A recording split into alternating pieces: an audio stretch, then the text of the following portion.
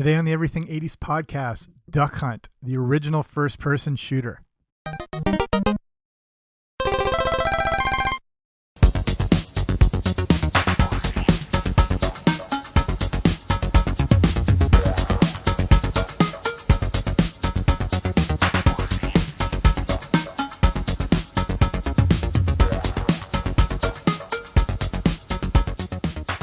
Hey guys, what's happening? Welcome back to the Everything 80s podcast. I'm Jamie. Thanks for coming on out today.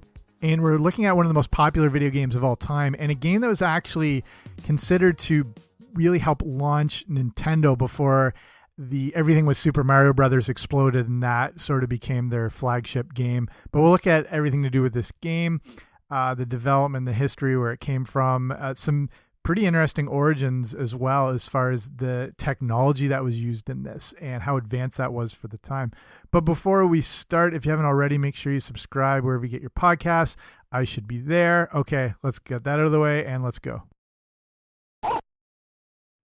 What we're looking at with Duck Hunt is the concept of what if you could play an arcade type game in your own house with an accessory that had never been seen in a video game console before. And if this is new to you for some reason, Duck Hunt was a video game released by Nintendo in 1985, which used the new light gun shooter called the Nes Zapper. The game involves having 3 shots to hit ducks that appear 1 or 2 at a time and fly at various speeds. And like I mentioned, Duck Hunt would become one of the best selling video games of all time. And, you know, personally, I remember it like yesterday, getting the NES action set for Christmas that not only came with 2 controllers and Super Mario Brothers, but a pretty hype new game called Duck Hunt. This was, like I said, the first time we had a legit arcade style game you could play at home, and it had this zapper gun, and it really worked. And the game did not suck despite being an early form of this technology. There were other shooter games, but Duck Hunt was hands down the best. And it's hard to tell what made it so successful and playable, but it landed on that perfect formula of all those things, and it's synonymous with the early days of the NES. So looking at setting the stage for Duck Hunt, and it actually came out in 1969 by Sega. And you know what you thought I just said, it came out in 1985. Well, the NES version did, but an early iteration of Duck Hunt existed in 1969 in arcade form. It happened to also be called Duck Hunt, but didn't use a light and projection system the way Nintendo would, but it used more of a mechanical style. It also had a fixed rifle attached to the entire cabinet that you would shoot with. And Duck Hunt, as we know it, would have roots in a few other shooters, most notably the Back to the Future 2 staple, Wild Gunman. Nintendo actually had some novelty shooting games in the 70s that they had introduced after bowling alleys in Japan started emptying out. So bowling had been a popular but short-lived fad through the late 60s. And they needed some kind of novelty games to fill up all these empty spaces they now had through Japan. Nintendo had created a light-based shooting simulator that used animated clay targets as the object. It's the reason you see clay shooting as the third option on the original Duck Hunt game. The problem was that these simulators were huge. They basically took up most of the space in a bowling alley. Then the oil crisis of the 70s hit, and it led to increased costs and people less likely to purchase this electronic shooting game system for use in their businesses. Nintendo needed to repurpose this concept into a more compact and affordable version, and that's exactly what they did. They shrunk this technology and this shooting space down to around the size of a photo booth. And with that added a whole new dynamic and gameplay, and they called this Wild Gunman, just like from Back to the Future 2. Wild Gunman was a huge hit in Japan, and the ability was there to shrink this technology down even further to something you could use in your own home.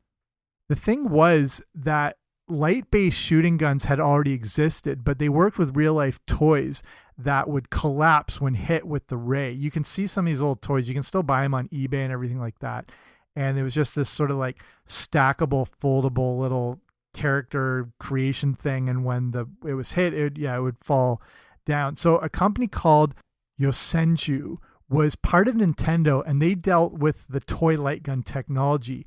They would put out Duck Hunt that was a box set to be used in the home.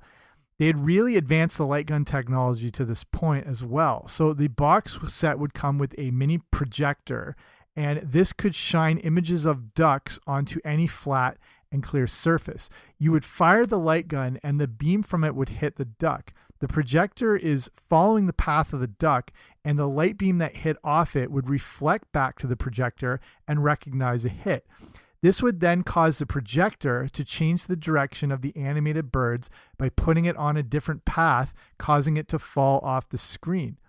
Again, if you look up online, or even if you can track them down on eBay, you can see these box sets, and it was a yellow box that said Duck Hunt, and it had a picture of the rifle going across the front, and it came with this sort of makeshift little rifle, the projector, and the little instruction book. So it's sort of cool to see that all put together. So Duck Hunt for NES would follow this same simple but very effective technology, and this is getting into developing the Nes Zapper. So since Wild Gunman was a huge hit in Japan, it only made sense to model the light guns off of an old 6-shooter Smith & Wesson style of gun.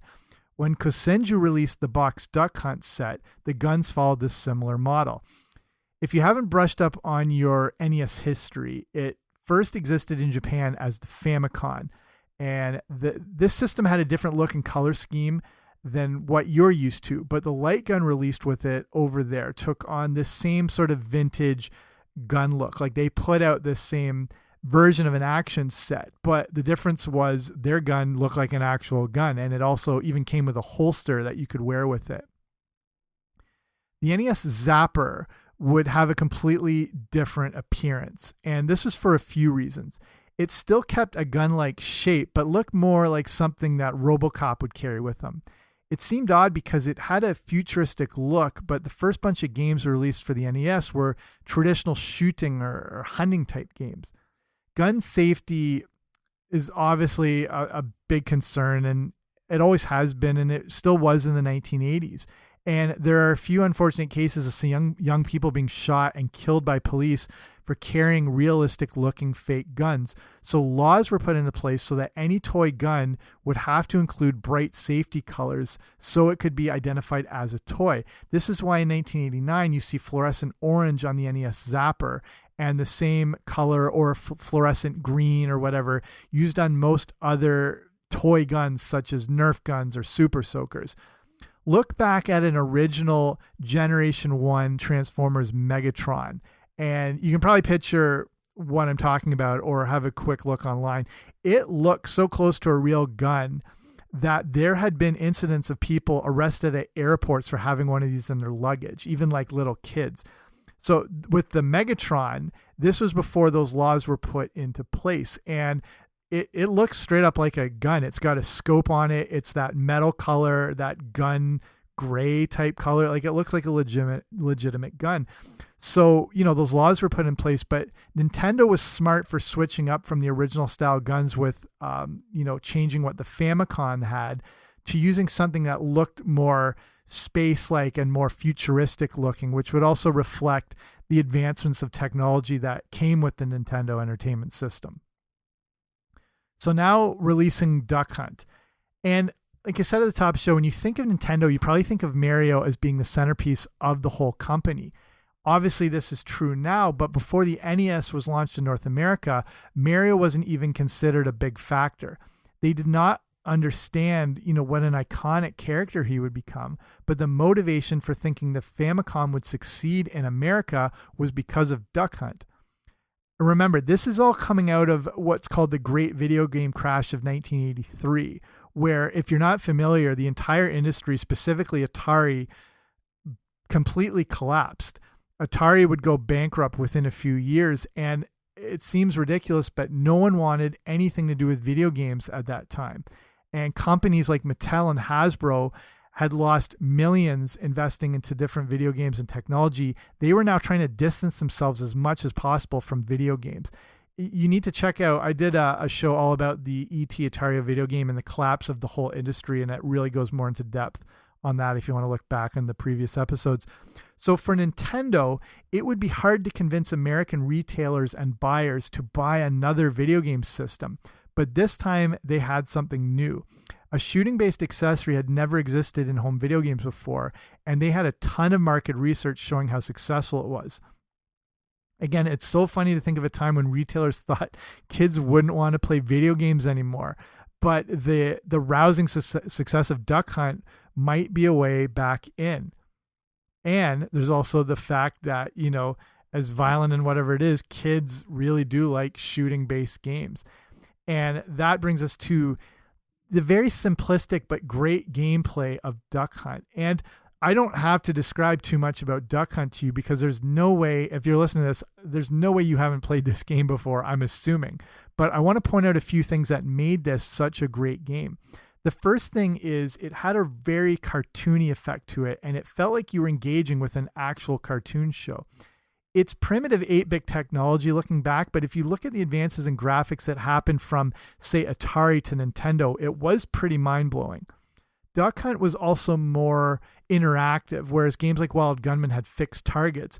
Duck Hunt was all over the place, so you felt like you had to act like a real hunter by tracking and shooting them down. This game actually required some skill. The game would start off with Dog, and that's the only real name he was ever given. He jumps into the grass to scare off the ducks. You had 3 rounds to shoot a duck, and if you missed all 3 and it escaped, it would count as a miss. When 10 ducks had been shot or missed, the round would be over. Each successful shot would go on the board as a red kill shot, and you had to meet a requisite score to move on to the next round. The requirements would go up each round, and the bird speed would as well, making the difficulty progressively harder as you played. If you missed, the dog would come up, laugh, and mock at you. Yeah, and you would actually try to shoot him, but it wouldn't work. Here's a fun fact. In the arcade version, you could actually shoot him. He wouldn't get, you wouldn't kill him, but he would limp off the screen with crutches and a cast on his leg. So Duck Hunt was great because there was no set patterns, and the ducks would always fly in random patterns, so you never knew exactly what was going to happen. If you cheated like I did, you would get right up against the screen and shoot them just as they rose from the grass. But even then, you didn't know exactly where they were going to be coming from. The game also offered 3 variations of the ducks. The green-headed black duck. These were the slowest moving and were the easiest to take down. Brown ducks were considered the fast ducks, and the blue ducks were somewhere in the middle. And it's these variations that led to the challenging aspect of the game and so many variables to make it unpredictable. They could also fly singly or in pairs, and that would create further challenges within the game. So then that brings us to the release and success of Duck Hunt. When the NES was released in 1985, it came in various formats. There was the deluxe set, which only the rich kids seemed to get, that included 2 controllers, Rob, which I'll have a whole other show on, and the games Duck Hunt and Gyromite. There was the basic set that just had the console for $89.99, or for $99.99, you would get Mario with it. There was the power set that had the control deck, 2 controllers, the Zapper gun, and the power pad, if you remember that. The power pad was that thing you would run on. And this came with Duck Hunt along with world-class track meet. I think, I don't know if their intention was to try and get kids moving and more active going into the 80s, but it never fully caught on because I don't know if kids wanted to exactly be active while playing video games. And then there was the set that I and most kids would end up getting, and that was the action set. This came with the control deck, 2 controllers, the Zapper along with Mario and Duck Hunt. And for most kids getting this, it was a pinnacle moment of their life and childhood.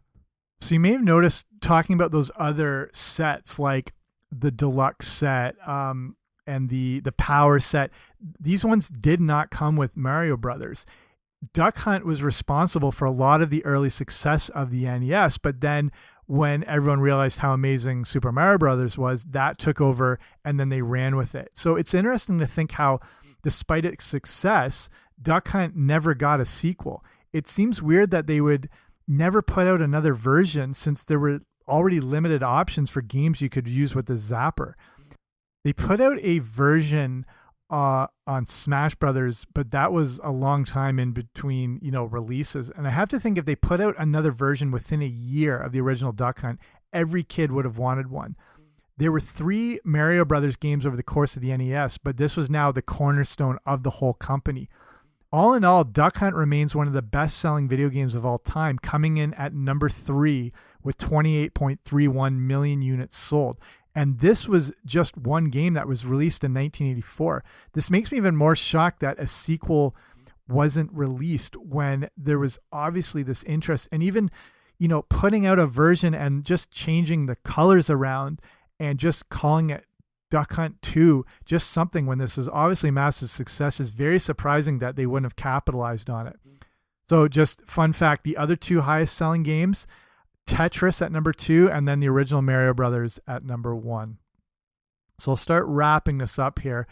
Duck Hunt is a monumental game that every kid in the 80s, if not owned, certainly played. It was a huge success for Nintendo and made best use of this new NES Zapper gun. The success of Duck Hunt had seemed to be the influence behind the development of things like the Wii. They would take Zapper-based games and integrate them with the new Wii controller for a more interactive gaming experience.